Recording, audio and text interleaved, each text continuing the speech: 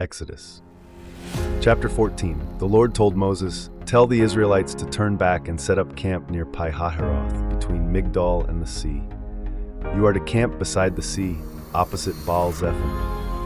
Pharaoh will conclude about the Israelites. They're wandering about the country in confusion. The desert has blocked them from leaving. I will give Pharaoh a stubborn attitude so that he will chase after them to get them back. But I will gain respect through what happens to Pharaoh and all his army, and the Egyptians will know that I am the Lord." So the Israelites did as they were instructed. When the king of Egypt found out that the Israelites had left in a hurry, Pharaoh and his officials changed their minds about what had happened and said, "What have we done?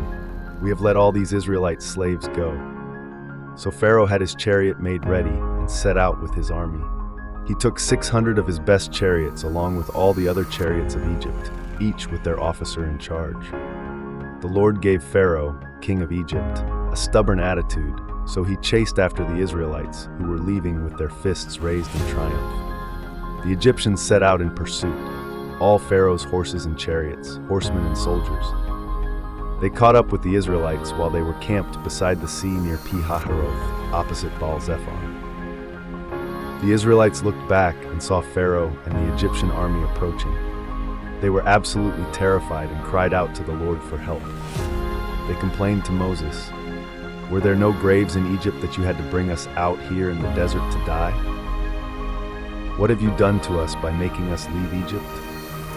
Didn't we tell you back in Egypt, leave us alone so that we can go on being slaves to the Egyptians?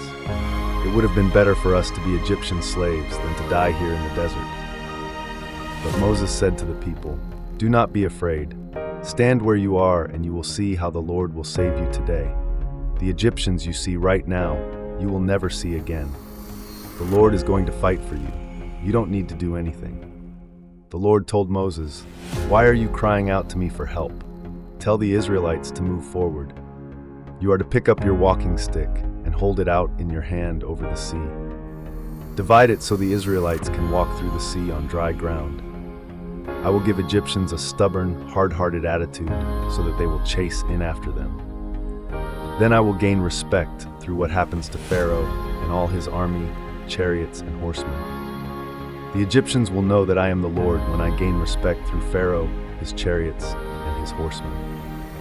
The angel of God, who had been leading the Israelites, moved behind them. The pillar of cloud also moved from in front of them and stood behind them, so that it was positioned between the Egyptian and Israelite camps.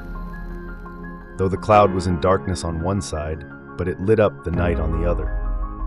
No one from either camp went near the other during the night. Then Moses held out his hand over the sea, and all through the night the Lord forced the sea back with a strong east wind, and turned the bottom of the sea into dry land.